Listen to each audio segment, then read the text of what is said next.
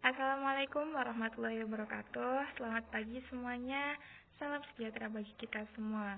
Semoga semuanya tetap dalam keadaan sehat dan juga tetap semangat. Baiklah teman-teman, perkenalkan kami dari kelompok 10 dengan anggota saya sendiri, Kartika Rahmawati, dan dua teman saya yakni Farah Nur Indah dan Ponasari Barun Mutiara Kenya. Di sini kami akan menyampaikan bahan diskusi pada pertemuan kali ini berupa kelainan perkembangan embrio.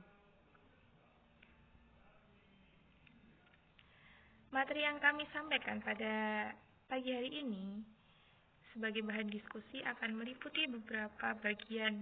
Yang pertama ialah pengertian kelainan perkembangan itu sendiri, lalu macam-macam kelainan perkembangannya, dan dilanjutkan oleh faktor penyebab kelainan perkembangan. Sebelumnya, kami mohon maaf apabila pada video kali ini terdapat beberapa format dari PPT yang kami sajikan tidak sesuai dengan PPT yang telah kami bagikan pada teman-teman karena keterbatasan alat yang kami gunakan.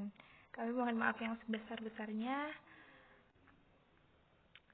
Dan sekarang, mari kita langsung menuju pada materi yang pertama mengenai pengertian dari kelainan perkembangan. Singkatnya itu gini teman-teman, kelainan perkembangan itu ya sesuatu anomali yang disebabkan oleh gangguan-gangguan yang berbeda pada tiap kelainannya.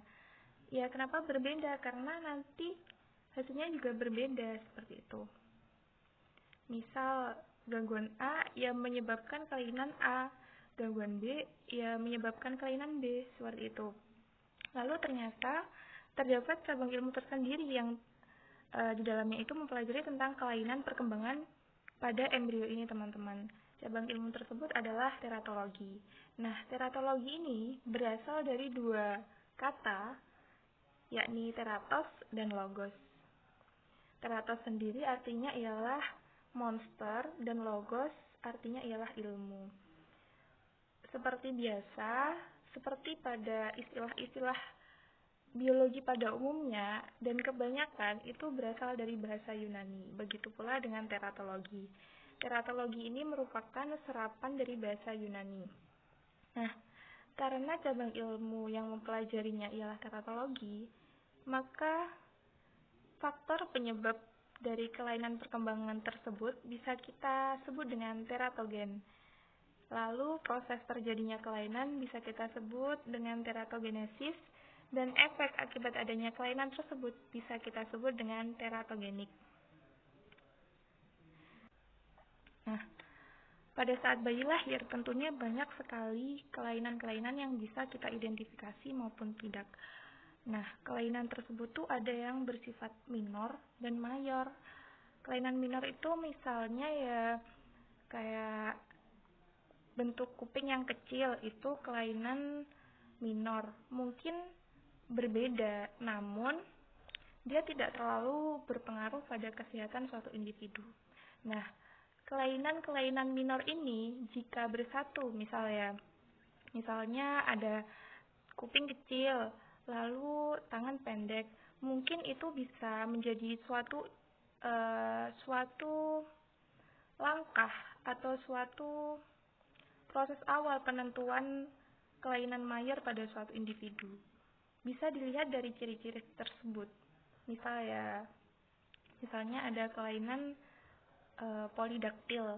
Nah, apa aja nih ciri-ciri dari kelainan polidaktil tersebut bisa kita identifikasi dari kelainan-kelainan minor yang dimiliki oleh suatu individu. Jadi seperti itu teman-teman. Karena saya rasa teman-teman sudah paham, sudah mengerti, saya harap teman-teman bisa menjadikan materi ini sebagai bahan diskusi kita nanti, dan langsung saja kita masuk ke materi selanjutnya yang akan dilanjutkan oleh teman saya, Ponasari Barun Mutiara Kenya. Terima kasih.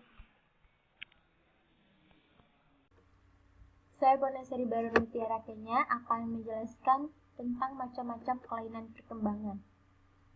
Kelainan perkembangan pada embrio ada 4 macam. Yang pertama yaitu malformasi, Malformasi adalah kelainan yang disebabkan oleh kegagalan atau ketidaksempurnaan dari satu atau lebih proses embriogenesis. Yang kedua adalah disrupsi. Disrupsi merupakan struktur abnormal pada organ atau jaringan sebagai akibat dari faktor eksternal yang mengganggu proses perkembangan normal. Kemudian yang ketiga adalah deformasi. Deformasi adalah kelainan bentuk atau posisi dan ukuran suatu bagian tubuh yang disebabkan oleh gaya mekanik. Kemudian yang keempat adalah sindrom. Sindrom merupakan kelompok cacat atau kelainan yang terjadi secara bersamaan, mempunyai etiologi yang spesifik dan sama.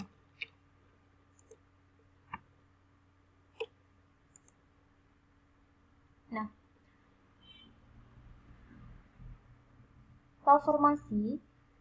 malformasi adalah suatu proses kelainan yang disebabkan oleh ketidaksempurnaan proses embriogenesis. Malformasi terjadi pada periode organogenesis, di mana periode ini merupakan periode sensitif yang sangat mudah terjadinya malformasi, karena pada periode ini embrio sedang mengalami diferensiasi ke bentuk organ. Di dalam periode ini terjadi pengaturan diferensiasi oleh lingkungan mikrosel, hubungan antar sel yang mudah terganggu, dan faktor kimiawi yang mudah dirusak. Nah, malformasi terjadi pada periode kritis proses organogenesis yang berbeda tiap hewan, dan ini ditentukan menurut lama masa kehamilannya. Di sini saya tampilkan periode kritis organogenesis pada manusia. Bisa dilihat, periode kritis organogenesis manusia adalah pada minggu ketiga sampai dengan minggu ke-8. Jadi, di sini. Nah, ini merupakan periode organogenesis.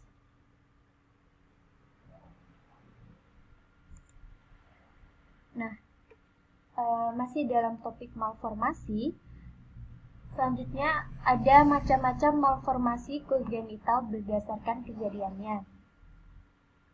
Yang pertama, agenesis. Agenesis adalah organ tubuh yang tidak dibentuk sama sekali atau juga sebagian. Nah, yang kedua ada hipoplasia. Hipoplasia adalah perkembangan jaringan atau organ yang tidak lengkap atau kurang. Hipoplasia dapat terjadi pada berbagai jaringan atau organ apapun seperti payudara, testis, ovarium, thymus, labia mayora, corpus callosum, cerebellum, gigi, tulang jantung, saraf optik, sakrum, otot wajah, ibu jari, paru-paru, usus kecil, jari, telinga, dan mandibula. Nah, di sini adalah contohnya cleft palate, yaitu mandibula yang bercelah. Kemudian yang ketiga, hiperplasia. Hiperplasia adalah perkembangan yang berlebih, misalnya polidaktili. Kemudian yang keempat, sindaktili. Sindaktili adalah kegagalan membelah atau bisa disebut sebagai penyatuan dua atau beberapa jari tangan atau kaki. Yang kelima, disrafia atau gagal berfusi. Nah, salah satu contoh disrafia ini adalah spina bifida. Spina bifida adalah terbelahnya arkus vertebra dengan atau tanpa keterlibatan jaringan saraf di bawahnya. Kemudian yang keenam, tetap tinggalnya struktur vestigial. Maksudnya adalah struktur yang seharusnya sudah menyusut. Contohnya, tetap adanya ductus arteriosus. Selanjutnya yang ketujuh, ektopik. ektopik yaitu berkembangnya organ di tempat yang tidak semestinya. Misalnya, ureter ektopik yaitu ureter yang tidak terhubung dengan kandung kemih, tetapi terhubung dengan vas deferens. Kemudian yang terakhir, aksesori. Aksesori adalah adanya beberapa pusat organogenesis suatu organ. Contohnya adalah supernumary nipples atau puting susu yang berlebih. Nah, di sini adalah gambar contoh dari malformasi. Yang pertama ini adalah contoh agenesis. Agenesis ini dapat berakibat fatal, bisa menyebabkan kematian ataupun cacat. Misalnya yang bisa menyebabkan kematian adalah tidak adanya seluruh otak. Nah, agenesis ini dapat terjadi pada ginjal, kandung kemih, testis, ovarium, tiroid, dan paru-paru.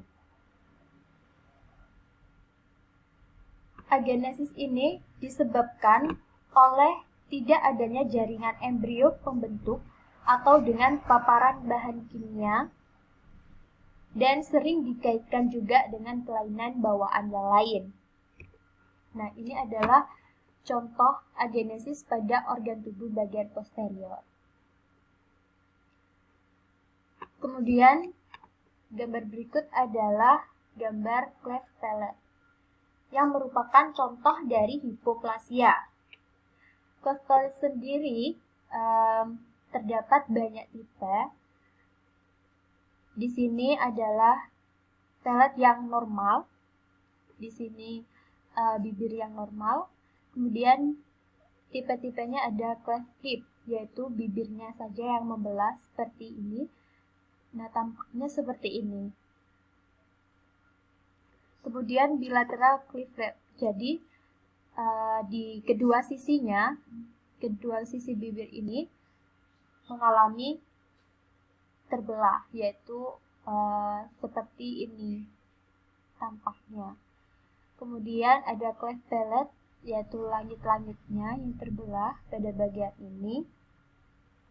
Kemudian ada unilateral cleft lip and palate, jadi langit-langit dan juga bibirnya. Kemudian ada bilateral cleft lip with full palate. Di kedua sisi langit-langit dan juga bibirnya mengalami cleft palate. Kemudian di sini adalah contoh dari hiperplasia, yaitu polidaktili. Pada jari normal ada 5 jari, tetapi kalau polidaktili ini adalah mengalami perkembangan yang berlebih, jadi jarinya bisa 6 atau 7. Ada yang bergabung seperti ini, tetapi berbeda dengan sindaktili. Sindaktili ini adalah kegagalan membelah atau disebut dengan penyatuan 2 atau beberapa jari tangan atau juga kaki. Jadi kalau ini jarinya yang bergabung, kalau ini memang kelebihan jari.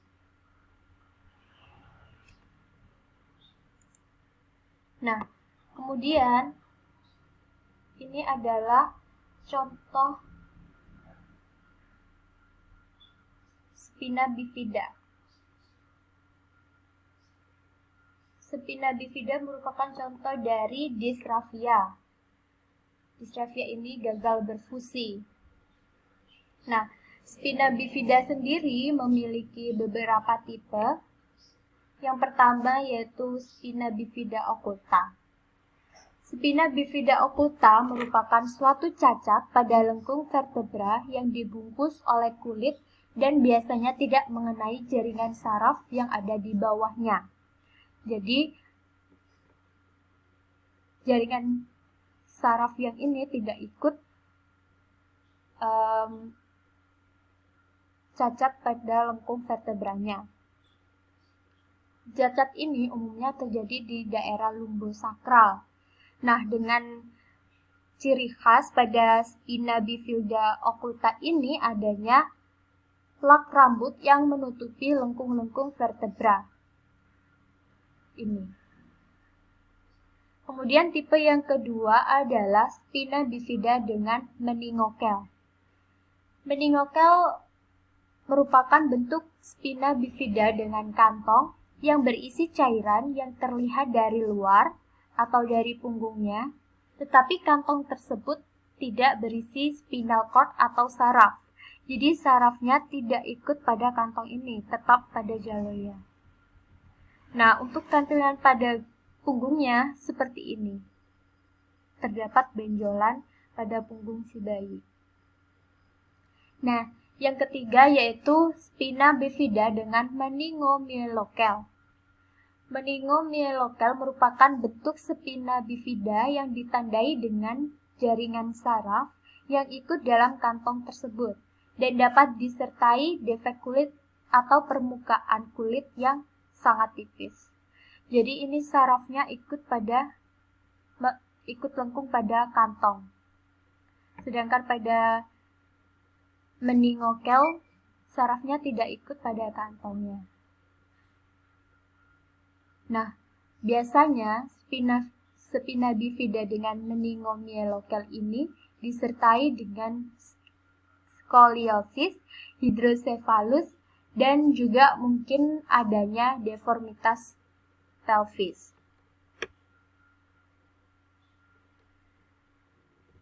Di sini adalah contoh dari aksesori, yaitu supernumerary nipples atau puting susu yang berlebih.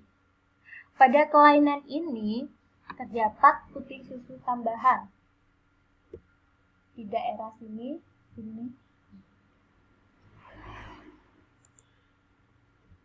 Yang selanjutnya adalah kelainan disrupsi. Nah, istilah disrupsi mengacu pada struktur abnormal pada organ atau jaringan sebagai akibat dari faktor eksternal yang mengganggu proses perkembangan normal pada embrio. Nah, faktor ekstrinsik yang dapat mengganggu proses perkembangan diantaranya adalah iskemia, infeksi, dan trauma. Contohnya adalah amniotic band. Nah, berdasarkan definisinya, ini disebabkan oleh faktor eksternal, tetapi amniotic band ini bisa disebabkan dari faktor genetik. Amniotic band ini menyebabkan kerusakan kolagen sehingga melemahkan amnion dan menjadikan amnion lebih mudah robek dan ruptur secara spontan. Selanjutnya, deformasi. Deformasi adalah kelainan bentuk atau posisi dan ukuran suatu bagian tubuh yang disebabkan oleh gaya mekanik. Kelainan ini sering terjadi pada sistem rangka dan otot. Biasanya terjadi pada anatominya. Maksudnya gaya mekanik adalah tekanan dari luar atau lingkungan. Bisa dilihat di sini. Contoh deformasi adalah plagiosefali, di mana plagiosefali terjadi ketika bayi menghabiskan terlalu banyak waktu berbaring dengan posisi tertentu. Plagiosefali ini tidak menyebabkan kerusakan otak atau mengganggu perkembangan bayi. Nah, kelainan ini dapat terlihat secara jelas karena terjadi pada anatomi kepala si bayinya ini. Nah, ini merupakan gambar kepala normal. Kalau ini plagiosefali, karena dia terlalu lama dengan posisi yang sama, jadinya kepalanya mengikuti posisi tidurnya. Yang terakhir adalah sindrom. Sindrom merupakan kelompok cacat atau kelainan yang terjadi secara bersamaan mempunyai penyebab yang spesifik dan sama. Misalnya sindrom CHARGE 22, Down syndrome, sindrom Klinefelter, dan lain-lain. Nah, sindrom CHARGE 22 ini disebabkan oleh delesi heterozigot pada lengan panjang dari kromosom 22. Penyakit ini mempengaruhi beberapa bagian tubuh. Tanda-tanda khas dan gejalanya seperti defek pada jantung sejak lahir, gangguan belajar, infeksi karena gangguan pada sistem kekebalan, dan memiliki tampakan wajah yang berbeda. Penderita juga dapat memiliki gangguan pada ginjal, kadar kalsium yang rendah dalam darah, kesulitan makan, kelainan autoimun, dan memiliki resiko yang lebih tinggi terhadap gangguan jiwa. Jadi, sindrom merupakan sekelompok kelainan yang terjadi secara bersamaan. Terima kasih, selanjutnya akan dijelaskan oleh teman saya. Saya Farah Nur Indah. Di sini saya akan menjelaskan mengenai faktor penyebab kelainan perkembangan embrio. Jadi, penyebab kelainan perkembangan embrio bisa disebabkan oleh 3 hal. Yang pertama, faktor genetik. Faktor genetik itu bisa disebabkan oleh kelainan kromosom ataupun kelainan gen. Yang kedua, faktor lingkungan. Bisa disebabkan oleh obat dan bahan kimia, infeksi, penyakit ibu, dan agen fisik. Dan yang paling banyak ditemui, penyebab kelainan perkembangan embrio ini belum diketahui penyebabnya. Berikut ini adalah persentase penyebab kelainan perkembangan embrio. Untuk faktor genetik yang disebabkan oleh kelainan kromosom sebesar 10%, untuk kelainan gen 15%. Untuk faktor lingkungan yang disebabkan oleh obat dan bahan kimia sebesar 2%, infeksi 2%, penyakit ibu 2%, dan agen fisik 1%. Sedangkan yang paling banyak persentasenya adalah yang belum diketahui, yakni sebesar 50%. Yang pertama adalah faktor genetik. Jadi, kelainan perkembangan embrio dapat disebabkan oleh faktor genetik yang dibawa oleh ayah maupun ibu. Genetik mempengaruhi perkembangan embrio. Jadi, apabila genetik dari ayah atau ibunya sudah salah, maka akan terjadi kesalahan pada perkembangan embrionya. Dibagi menjadi 2, yakni kelainan kromosom dan kelainan gen. Yang pertama, kelainan kromosom. Kelainan kromosom ini dapat terjadi ketika terdapat kesalahan saat pembelahan sel, sehingga menyebabkan kromosomnya itu tidak seimbang, sehingga terdapat kesalahan dalam kromosomnya. Tapi kelainan kromosom ini tidak semua kelainan kromosom menyebabkan suatu penyakit.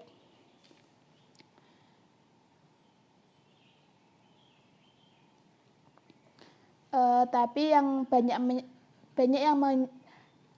menyebabkan penyakit itu kelainan kromosom pada kromosom seks. Kelainan kromosom ini dibagi menjadi 2, yakni kelainan numerik atau jumlah dan kelainan struktur. Yang pertama, kelainan numerik. Jadi kelainan numerik itu merupakan bertambah atau berkurangnya satu set kromosom. Kelainan numerik ini disebabkan oleh kesalahan pada saat pemisahan kromosom homolog pada tahap anafase. Kesalahan ini dapat terjadi pada saat meiosis 1 maupun meiosis 2. Dibagi menjadi 2, yakni aneuploidi dan poliploidi.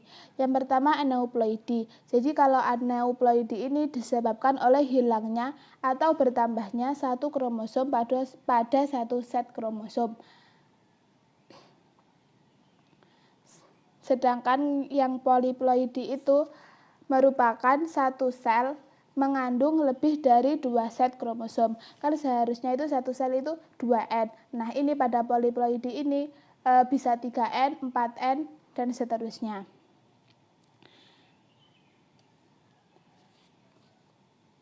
yang aneuploidi dibagi menjadi 2, monosomi dan trisomi.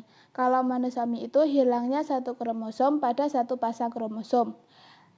Nah, untuk monosomi ini hanya dapat terjadi pada kromosom seks, sedangkan trisomi merupakan bertambahnya satu kromosom pada satu pasang kromosom.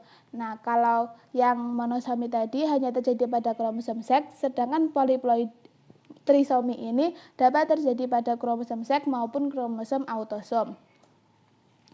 Lalu untuk poliploidi ada triploidi dan tetraploidi. Maaf, itu salah, harusnya tetraploidi. Kalau triploidi ini dia itu satu sel itu mengandung 3N, kan harusnya tadi satu sel itu 2N ya. Nah, ini untuk triploidi ini 3N. Nah, untuk tetraploidi dia 4N. Namun yang paling sering kita temui itu triploidi. Selanjutnya kelainan struktur. Kelainan struktur ini disebabkan oleh kesalahan pada proses penyatuan pada pembelahan meiosis. Selain itu, kelainan struktural ini juga dapat disebabkan oleh faktor luar seperti virus. Dapat dibagi menjadi translokasi, delesi, duplikasi, inversi, dan kromosom cincin. Untuk translokasi merupakan berpindahnya materi kromosom satu dengan kromosom yang lain. Kalau delesi, hilangnya bagian dari kromosom yang dapat mengakibatkan monosomi. Duplikasi merupakan terdapat 2 salinan segmen kromosom pada satu kromosom.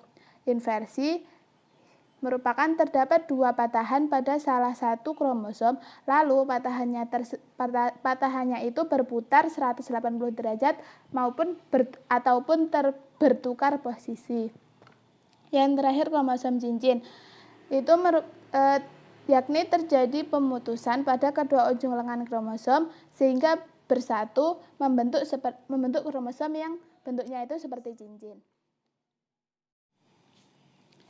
Selanjutnya, berikut ini adalah beberapa kelainan pada jumlah kromosom autosom yang memiliki faktor resiko tinggi. Yang pertama, trisomi 21. Pada trisomi ini terdapat kromosom dengan salinan 21 yang berlebih. Hal ini dapat diakibatkan oleh kegagalan pemisahan sepasang kromosom pada fase meiosis. Trisomi ini memegang faktor risiko tertinggi yakni sekitar 95% kejadian. Trisomi 21 ini biasa disebut masyarakat sebagai sindrom Down.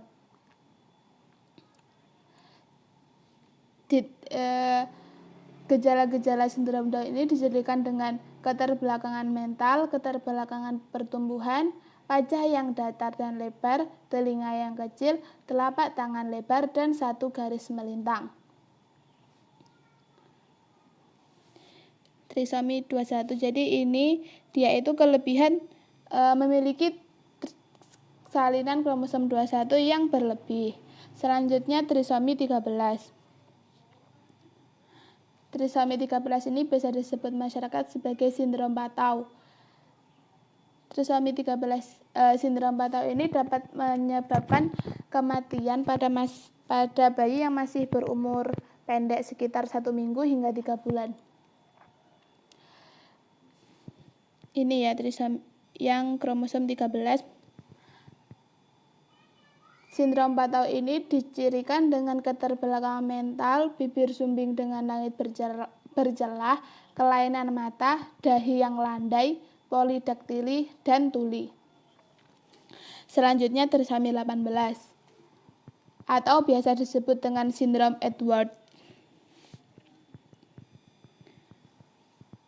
Trisomi ini terjadi pada kurang lebih 2 kejadian per 10.000 kelahiran. Pada bayi yang mengidap sindrom Edward ini, rata-rata dia itu meninggal pada umur 2 bulan. Sindrom ini dicirikan dengan keterbelakangan mental, telinga yang berada di bawah, jari tangan melipat, rahangnya yang kecil, mengalami cacat jantung, anomali ginjal, sidaktili, dan malformasi pada susunan rangka.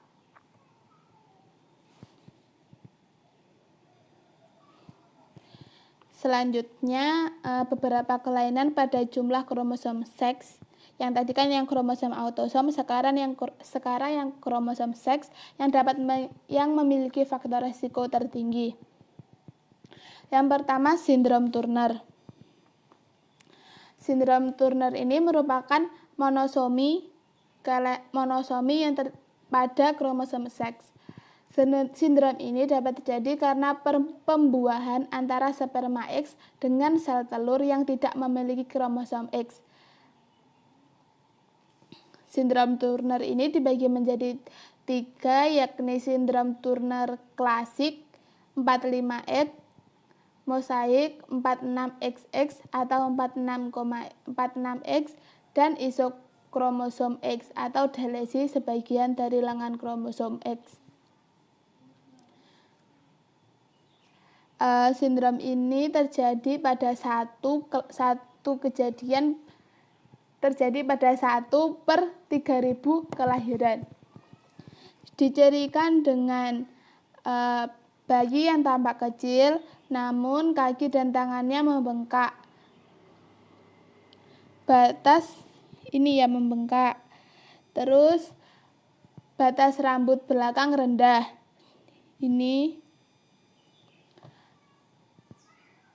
Jika sudah dewasa, badannya pendek. Dia pendek dan menderita amenorrhoa. Dan kalau terjadi pada perempuan, dia itu ovariumnya tidak berkembang. Selanjutnya, sindrom Klinefelter. Jadi pada sindrom ini terdapat penambahan kariotip pada kromosom X. Sindrom ini terjadi karena pembuahan antara sperma Y dengan sel telur yang memiliki 2 kromosom X. Jadi kariotipnya itu 46XY atau 47XXY. Sindrom ini terjadi pada 10 kejadian per 10.000 kelahiran. Bayi yang menderita sindrom Klinefelter ini dicirikan dengan badan yang tinggi, dada lebar seperti perisai, jadi ini dadanya lebar ya. Terus payudaranya membesar, terdapat kelainan pada jantung dan ginjal. Pada pria, testisnya atrofi dan bicaranya tidak teratur. Yang terakhir, sindrom triple X. Jadi bisa dilihat dari namanya sindrom triple X. Jadi kariotipnya itu ada X-nya 3, yakni 47XXX. Sindrom ini dapat terjadi karena terdapat kesalahan pada proses pembelahan meiosis 1 ataupun meiosis 2. Terjadi pada kurang lebih 10 dari 10.000 kelahiran.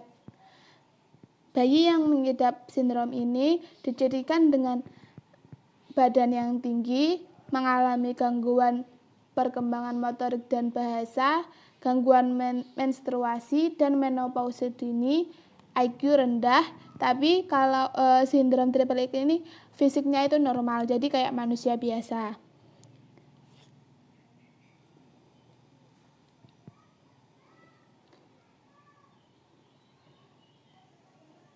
Selanjutnya, kelainan pada struktur kromosom. Yang pertama ada delesi. Delesi merupakan hilangnya bagian dari kromosom yang mengakibatkan monosomi. Selanjutnya, duplikasi. Jadi ininya kan hilang ya. Kalau delesi itu kan ini, nah ininya itu hilang. Selanjutnya duplikasi. Kalau duplikasi itu terdapat 2 salinan segmen kromosom pada satu set kromosom. Dia ketambahan salinan segmen kromosom yang ini. Pertama kan tidak ada, jadi terdapat salinan. Selanjutnya inversi. Inversi ini merupakan terdapat 2 patahan pada salah satu kromosom, lalu patahan tersebut berputar 180 derajat ataupun bertukar posisi. Nah, ini patahannya ini, dia itu berputar 180 derajat. Selanjutnya translokasi, yakni berpindahnya materi kromosom 1 dengan kromosom yang lain. Jadi yang ini berpindah ke sini dan yang ini berpindah ke sini.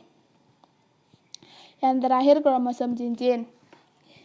Jadi terjadi pemutusan pada kedua ujung lengan kromosom sehingga bersatu membentuk kromosom yang berbentuk seperti cincin.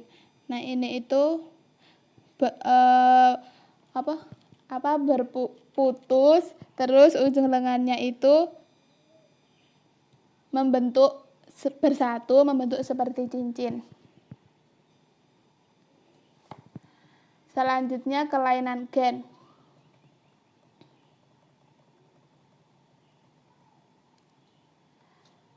Kelainan gen ini mengakibatkan sekitar 7,5% dari penyebab kelainan kongenital.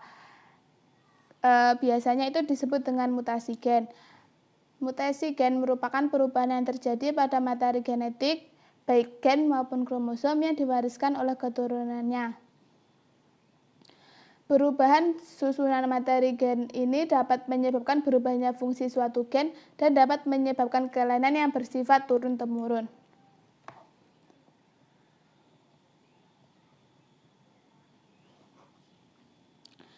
Nah, ini yang saya tampilkan di sini ada beberapa kelainan yang disebabkan oleh kelainan gen. Yang pertama, polidaktili. Jadi polidaktili ini merupakan kelainan yang dijadikan dengan kelebihan jumlah jari. Seperti yang digambar, ini kan jarinya ini. Kelebihan jumlah jari, dia jarinya 6. Kelebihan jari ini bisa di tangan maupun di kaki. Biasanya penambahan jumlah jari ini di dekat ibu jari ataupun di kelingking.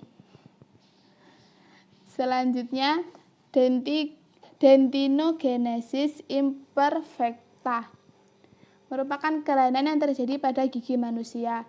Kelainan ini menyebabkan gigi berwarna biru keabu-abuan atau kuning kecoklatan.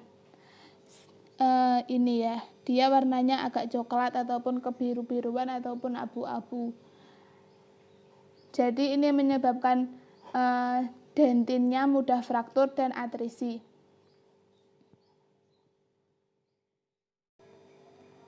Selanjutnya agen fisik. Agen fisik ini juga dapat menyebabkan kelainan perkembangan embrio.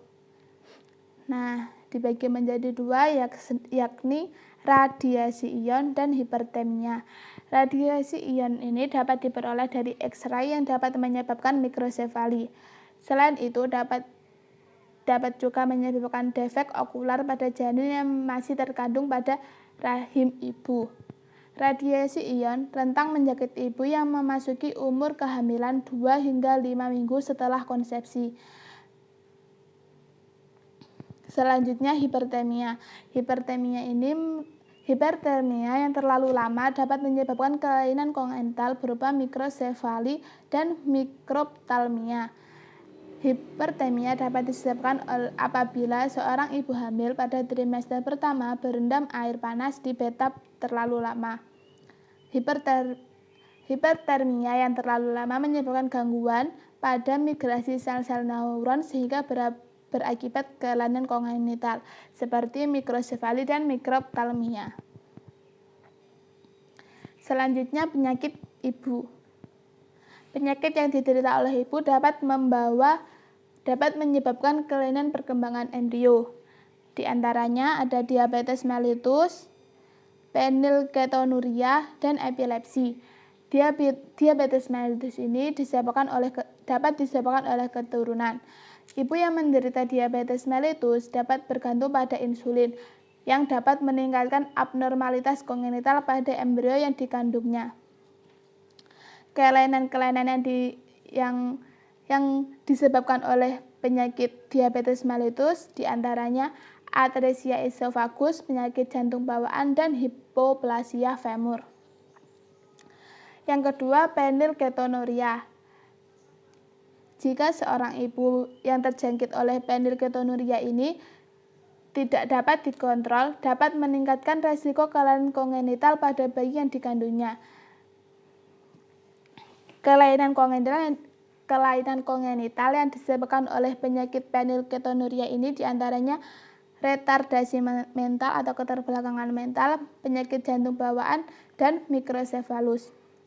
Ibu yang menderita fenilketonuria ini harus melakukan diet rendah fenilalanin sebelum dan selama kehamilan. Selanjutnya, epilepsi. Epilepsi ini sebenarnya tidak menyebabkan kelainan kongenital, tapi obat anti kejang yang dikonsumsi oleh ibu penderita epilepsi dapat meningkatkan resiko kelainan kongenital. Obatnya itu yakni phenytoin dan asam valproat. Obat tersebut dapat menyebabkan kelainan seperti bibir sumbing dan spina bifida. Terima kasih atas perhatiannya. Kami dari kelompok 9. Mohon maaf bila ada kurangnya. Wassalamualaikum warahmatullahi wabarakatuh.